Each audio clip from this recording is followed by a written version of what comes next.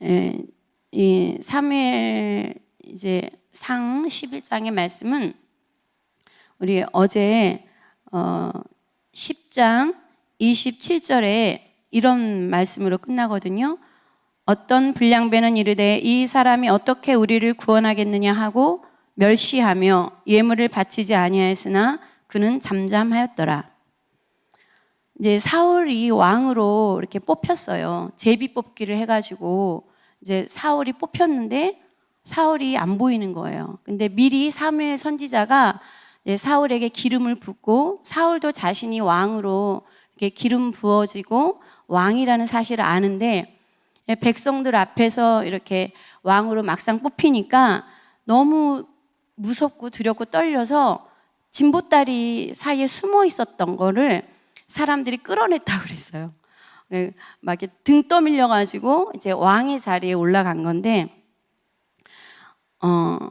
많은 사람들 중에 어떤 불량배는 어떻게 반응했냐면 이 사울을 무시하고 멸시하고 또 업신 여기는 저 사람이 어떻게 우리를 구원해? 저렇게 찌질한데 저렇게 담대하지도 않고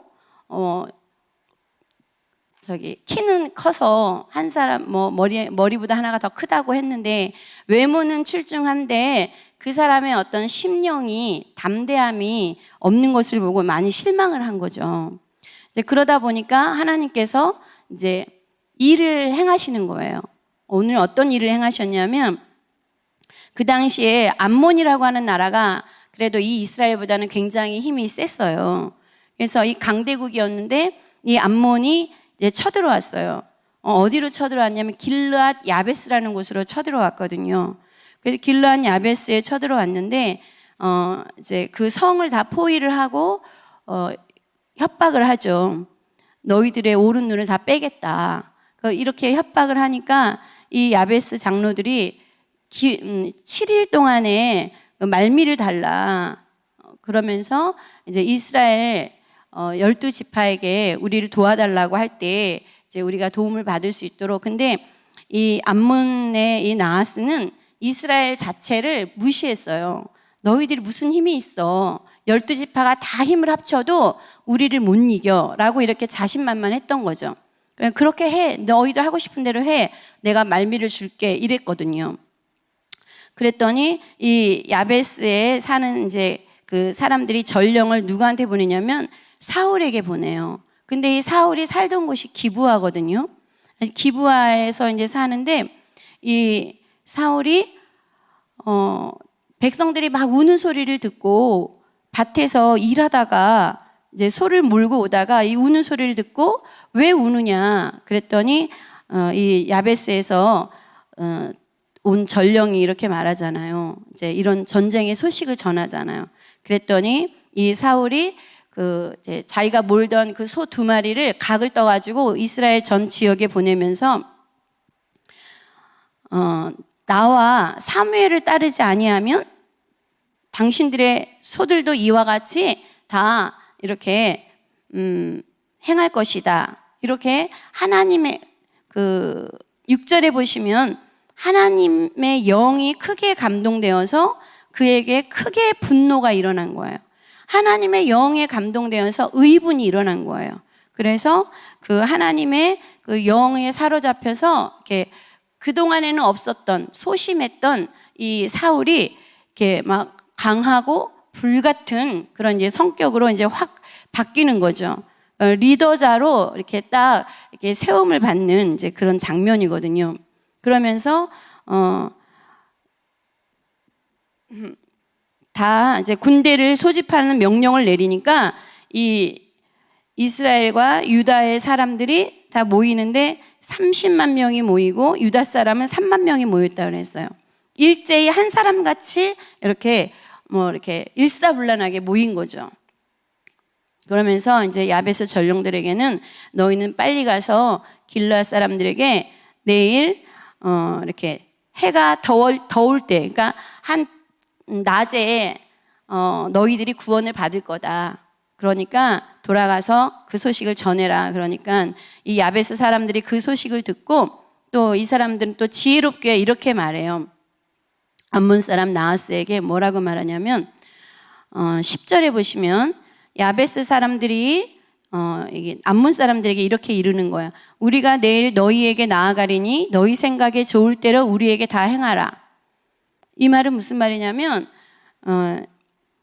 내일 우리가 항복을 하겠다. 그 암몬 사람들에게 이렇게 안심을 시키는 거예요. 우리가 내일 성문을 열고 항복을 하겠다. 그러면은 너희들 하고 싶은 대로 다 해라. 오른 눈을 빼든 왼 눈을 빼, 두 눈을 다 빼든 너희들 맘대로 하라. 이런 말이거든요.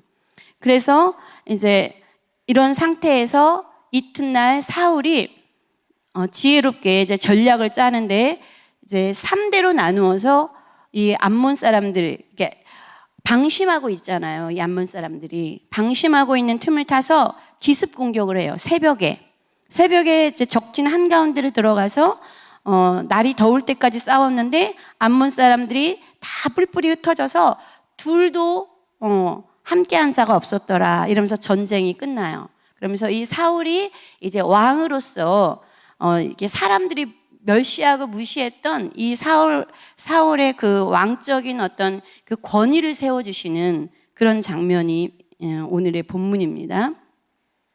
근데 또 12절에 이렇게 재밌는 또 인간의 그 악한 본성이 또 드러나죠. 12절에 뭐라고 이제 말씀이 기록되어져 있냐면 백성이 사무엘에게 이르되 사울이 어찌 우리를 다스리겠느냐 한 자가 누구이니까 그들을 끌어내소서 우리가 죽이겠나이다. 백성들의 반응이 이상하게 되는 거예요. 지금 겨우 이제 적군을 물리쳤어요. 그런데 지금 여기서는 이제 내전이 또 일어나게 생긴 거예요. 그 민족의 백성들이 패가 갈라졌잖아요. 그 사울을 무시하고 멸시했던 그 반대파들, 그러니까 살생부를 가져와라 그런 거예요. 사울을 반대했던 반대파들을 숙청을 해야 되겠다 이런 말이거든요.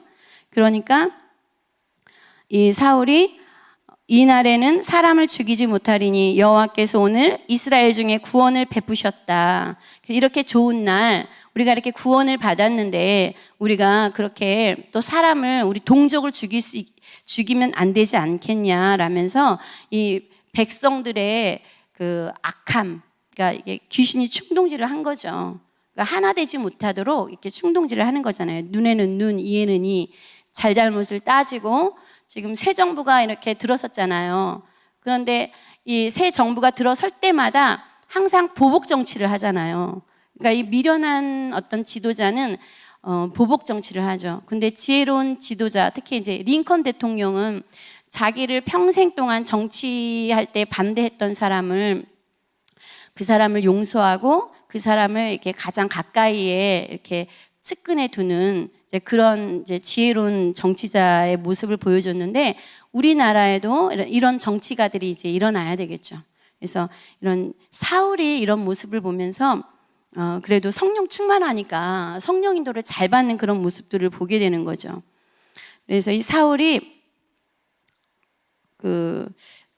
아까 10장 27절에 보면 사람들은 그렇게 멸시하고 왕으로서 이렇게 예물을 막 바쳐야 되는데 바치지도 않았는데 그는 잠잠하였더라. 저 이 말씀에 이 사울이 이렇게 이 초심을 잃지 말아야 되는데 사람들이 자기에 대해서 어떻게 평가하든지 초심을 잃지 말아야 되는데 이제 사울이 이제 이렇게 다윗이 골리앗 장군을 죽였을 때 그 마음이 이렇게 바뀌었잖아요. 사울은 천천히요 다윗은 만만이라 했을 때 이 사울 왕에게 이런 잠잠하였더라 이런 영성이 있어야 되는데 아니 다윗은 만이고 나는 천이야? 그럼 나보다 다윗이 더 높아? 더 인기가 많아? 하면서 이 사울 왕에게 시기 질투와 함께 귀신이 들어가면서 이 사람의 인생이 이제 그때부터 막 하락세를 타고 그 왕의 권세를 가지고 적군과 싸운 것이 아니라 평생 다윗을 쫓는데 13년 거의 20년 거의 이렇게 다윗과 이렇게 다윗을 죽이기 위한 그런 정치적인 그런 오점을 남기는 그래서 그 인생 자체가 비참하고 그 가문이 비참한 그런 이제 지경까지 갔잖아요. 그래서 마지막 이제 어떻게 끝나냐면 14절에 사무엘이 백성에게 이르되 우리가 길갈로 가서 나라를 새롭게 하자. 사무엘 선지자가 백성들에게 길갈로 가자고 하는데, 이 길갈은 왜 길갈로 가냐면 거기에서 여호와 앞에 화목제를 드리고, 그러니까 화목제를 드리기 위해서 가는 거예요. 그리고 거기에서 사울을 왕으로, 그 전에 한번 삼았지만 기름을 부어서 왕으로 삼았지만 이렇게 대외적으로 이제 많은 백성들 앞에서 이제 공개적으로 이렇게 사울을 왕으로 추대하는 추대식이나 마찬가지죠. 그래서 화목제를 드리고 사울과 이스라엘 모든 사람이 거기서 크게 기뻐하니라. 자, 이러면서 이제 11장을 마무리를 합니다. 그래서 이 길갈이라는 곳은 여호와의 성소가 있는 곳이었어요. 그리고 이 길갈이라는 장소의 의미는 애굽의 수치가 굴러갔다. 그래서 굴러갔다라는 뜻이 있어요. 그래서 이 길갈이라는 지명을 알아두시면 좋고요. 그리고 이 길르한 야베스와 이 사울과의 관계를 우리가 조금 더 깊이 알아야 되는 게 무엇이냐면은, 이 길르한 야베스는 이 사울 왕의 그 외가 친척들이 엄청 많은 곳이에요. 그게 왜 그러냐면, 길르앗은 요단강에서 위쪽에 있고, 이 지금 사울이 살고 있는 기브아는 아래쪽에 있거든요. 요단강 아래쪽에 있는데 굉장히 좀 거리가 있는데, 이 길르앗과 사울의 관계가 어떤 관계가 있냐면, 이 사울의 고향이 기브아예요.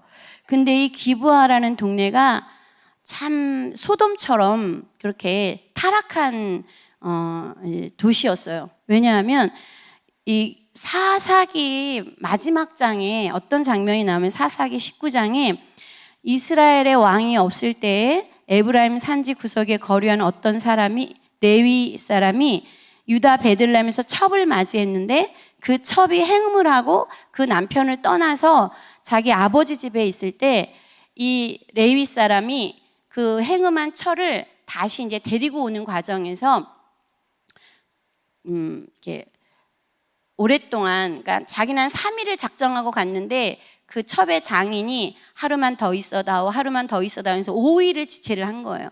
그 5일째 되는 날 출발을 하려고 했더니 조금만 더 있어라 그러면서 해질 때 이제 할 수 없이 이제 그때 떠나요. 그러니까 해질 때 가다 보니까 이제 해가 이제 지려고 하고 어두워지니까 우리가 어디를 찾아서 이제 밤을 이제 지내야 되는데, 그러면서 그 곳이 이제 기브아예요. 기브아에 들어가서 그 성읍에 들어갔는데 아무도 영접하는 사람이 없었다고 했어요. 그런데 그 기브아 성에 어떤 노인이 밖에서 이제 일하고 들어오다가 이 레위 사람을 만나서 우리 집으로 이제 들어가자. 그래가지고 그 노인의 집에 들어갔는데, 그날 밤에 이 소돔성에 그 똑같은 일이 벌어지는 거예요. 불량배들이 지금 너희 집에 들어간 그 남자 꺼내, 우리가 상관하겠다. 그러니까 어떤 동성애적인 그걸 말을 하는 거잖아요. 그랬더니 이 할아버지가 또 이렇게 말해요. 똑같이 말해. 그 소돔성에서 천사와 그 사건처럼, 내 처녀 딸이 있으니까 이 딸을 줄 테니까 이 사람은 건드지 마라 그러는 거예요. 그러니까 이 레위 사람이 강력하게 이제 밖에서 막 그렇게 하니까 자기 첩을 갖다가 밖에다가 던지듯이 이렇게 주는 거예요. 그러니까 그 첩이 밤새도록 윤간을 당하고, 이 레위 사람이 이제 돌아와서 그 시체가 된 그 첩을 12도막을 내서 온 이스라엘 지파에 이제 보내면서 전쟁이 나는 거예요. 그래서 이 이스라엘 족속에 이제 전쟁이 나서 이 기브아 족속이 살던 그 지파는 베냐민 지파거든요. 이 사울이 베냐민 지파잖아요. 그래서 이 베냐민 지파 한 지파와 나머지 지파가 싸우는데, 이 베냐민 지파가 거의 다 멸절을 해요.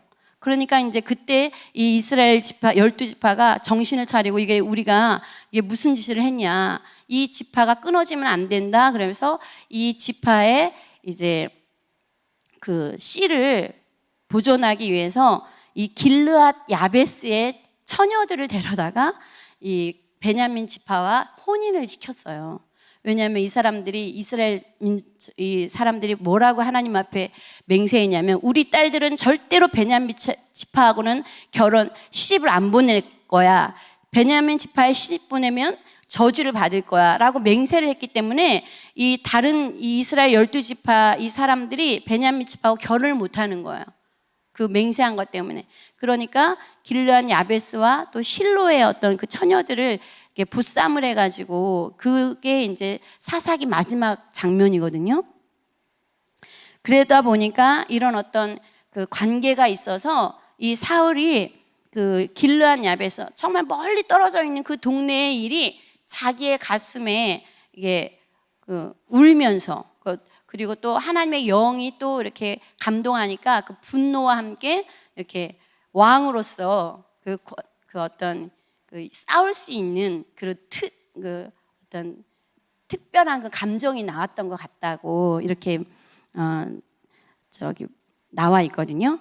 그래서 이런 모습들을 보면서 저는 이제 이 말씀을 생각할 때 그러니까 저에게 다가온 말씀이 이런 말씀이었어요. 어떻게 사울 같은 사람이 우리의 왕이 될 수 있어? 어떻게 우리를 구원할 수 있어?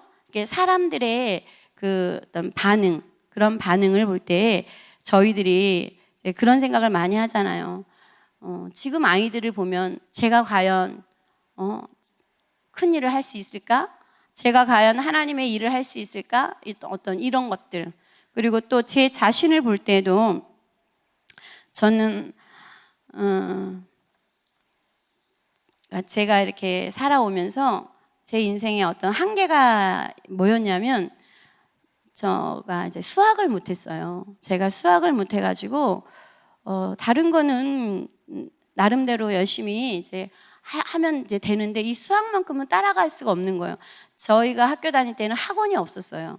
그리고 이제 부잣집 아이들만 이제 과외를 하고 이렇게 했었기 때문에 이 수학에 대해서 이렇게 도저히 이게 풀리지 않으니까 하나가 안 뚫리니까 이제 다 안 뚫리는 거죠. 그래서 이 수학 때문에 제가 내 인생은 수학 때문에 내가 재수를 하고 삼수를 하고 그러다가 이제 수학 과목이 없는 공무원 시험 준비를 하다가 이제 예수님을 만나가지고 이제 인생의 이제 전환점이 이제 유아교육과를 다니고 그리고 이제 그런 쪽으로 지금도 이제 이렇게 리더스쿨에서 이제 쓰임을 받고 있는데 제가 리더스쿨에서 이제 수학을 하나씩 하나님께서 가르쳐 주셨어요. 수학을 가르쳐 주시면서 중학교 수학을 배우면서 이래서 내가 수학을 못했구나. 그러니까 수학을 못한 거에 대한 원인을 알면서 찾아가니까 수학이 재밌는 거예요. 그래서 재밌다 보니까 지금 아이들을 이제 수학을 가르치고 있는데 그러면서 이제 또 고등학교 수학을 이번에 또 이제 도전을 하게 하셨어요. 그러니까 저에게는 수학이라는 과목이 제 인생의 발목이었는데 지금은 수학을 하면서 제가 이렇게 삶의 어떤 기쁨, 제 유일한 낙은 유튜브로 수학에 관련된 영상을 늘 보는 거예요. 수학에 관련된 영상은 늘 보는데 항상 두 부류가 있어요. 일타 강사들이 많거든요. 근데 한 사람은 하나님 없이 자기의 능력으로 자기가 열심히 공부하고 엄마의 정보력과 할아버지의 재력으로 열심히 공부해서 유학 갔다 오고 이렇게 돌아와서 강남 대치동에서 이제 스타 강사로 이렇게 하는 사람들이 있고, 그리고 또 한 부류는 그러니까 공부 안 하고 놀다가 고등학교 때 철들어가지고 고등학교 때 이제 공부하는데 뒷 배경에 이제 기도의 배경이 있는 분들, 차길령이라고 하는 그 수학 강사인데 이분이 우리 정충옥 지사님을 닮았는데요. 굉장히 밝고 에너지가 넘치면서 이렇게 이분 거를 듣다 보면은 이렇게 재미있어요. 그러면서 이게 하나님이 자기는 공부를 못했었는데 고등학교 때 이렇게 공부하면서 수학에 눈을 열어주셨다.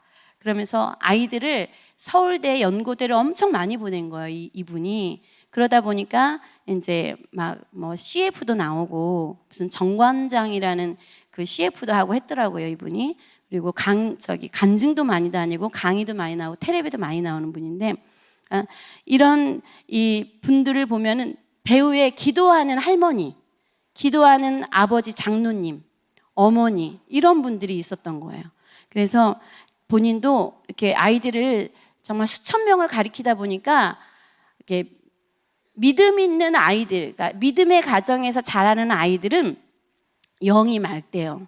그래서 이 아이들은 이렇게 한번 딱 가리키면은 하나를 가리켜 열을 알고, 이렇게 암기 과목도 이렇게 딱 책을 보면은 그거를 다 그냥 사진 찍듯이 다 알고, 그런 어떤 남다른 지혜가 있는 거를 자기가 봤고, 그러면서 이 아이들을 위해서 기도할 때 게임의 영, 음란의 영, 어떤 이 아이들이 공부를 못하게 하는 그 여러 가지의 그런 것들을 이 아이들의 두뇌를 혼미하게 하고 이렇게 미혹시켜서 공부할 수 있는 그 두뇌를 다 망가뜨린다는 거죠. 그러면서 항상 공부하기 전에 아이들 기도를 시켜서 그 흑암을 확 걷어내고, 이제 우리 말로는 이제 흑암을 걷어내고 이제 공부를 시켜야 된다. 그래야 이게 어떤 증거가 있다라고 말을 하는 걸 봤어요. 근데 감사하게도 우리 리더스쿨에 우리 선생님들이 올해 들어와가지고 이제 어떤 변화들이 생기기 시작하면서 선생님들이 아이들과 함께 3시 30분의 수업인데 3시부터 아이들하고 큐티 하시고, 그리고 합심해서 막 기도하시는 거예요. 통성으로. 조그만 우리 아이들이, 초등학교 1학년짜리 아이들이 주여 하면서 기도를 하고, 그런 모습들을 제가 이렇게 교사 회의할 때 들으면은 막 가슴이 막 설레는 거예요. 과연 이 아이들이 이 사울이 아니라 정말 큰 일을 내겠다. 이 아이들 정말 보통이 아니다. 그러면서 저희 4월 달부터 저희가 그 전에는 장학금 제도를 어떤 식으로 했냐면은, 그러니까 15만 원 정도를 5만 원씩 끊어가지고 엄마들한테 줬어요. 그 아이들 태도가 좋거나 뭐 이렇게 조금 도움이 필요한 가정에 5만 원씩 15만 원을 지출을 했었거든요. 그런데 이제 4월부터 이거를 바꾸자. 엄마들한테 주면 엄마가 알아서 다 쓰잖아요. 아이들한테 이게 뭐가 이렇게 영향력이 안 가잖아요. 그래서 아이들한테 직접 주자. 이 돈을 이렇게 좀 찢어가지고 직접 주자 해서 4월부터 이제 어떤 주제를 정했어요. 이 주제를 아이들한테 이제 발표를 하고, 이 주제에 맞게 잘하는 아이들은 스티커를 붙여줘서 스티커를 가장 많이 붙이는 아이들, 중고등부 몇 명, 초등부 몇 명, 그래서 이제 줬거든요. 그래서 이제 4월 달에는 긍정의 사람은 누구일까요? 해가지고 이제 우리 아이들이 인사 잘하는 것부터 이제 하자. 그래가지고 아이들에게 이제 인사 잘하기, 어떤 태도를 보는 거. 그래서 아이들이 와가지고 90도 각도로 인사를 하는 거예요. 인사를 안 하던 아이들이. 그리고 또 어떤 애는 와서 큰절까지 하는 거예요. 선생님 안녕하신가 하면서 큰절까지. 그래서 정말 이렇게 분위기가 아이들이 참 좋아졌고, 그랬는데 이제 5월 달에는 제가 이제 4월 달에 우리 리더스쿨 헌신 예배 때 목사님께서 아이들 이렇게 록펠러 얘기하시면서 앞자리에 앉아서 목사님 말씀 경청하고 이런 것들을 말씀하셨을 때 5월달 주제는 예배, 신령과 진정으로 예배드리는 예배자가, 참된 예배자는 누구일까요? 이게 이제 미션이에요. 이제 그러다 보니까 아이들이 5월달부터 이제 여기 앞자리 이렇게 쭉 앉아가지고 이제 수요일 밤 예배와 금요일 밤 예배와 그리고 이제 본인들의 기관 예배 있잖아요. 초등부 예배, 중고등부 예배. 거기에서 예배 모습을 보고 이제 또 스티커를 붙이기 시작했어요. 그러니까 아이들이 붙이면서 증거는 이제 말씀을 적어서 선생님께 이제 보여주고, 그러면 이제 이제 어쨌거나 이제 예배의 태도, 찬양 드리는 태도, 이런 거를 이제 보여주는. 그래서 아이들의 모습을 보면서 은혜를 참 많이 받는다. 이게 어르신들이 그런 말씀을 많이 하셨어요. 그래서 이렇게 우리 아이들에게 이렇게 변화가 생기고 이런 것들이 제가 선생님들께 개인적으로 너무너무 감사드리고, 하나님께서 우리 큰나무교회 리더스쿨에 이렇게 일을 행해 주시는 것이 너무나 감사한 이제 그런 시간들이고, 이제 앞으로 우리 리더스쿨에서 기도를 많이 해주시기를 바라고요.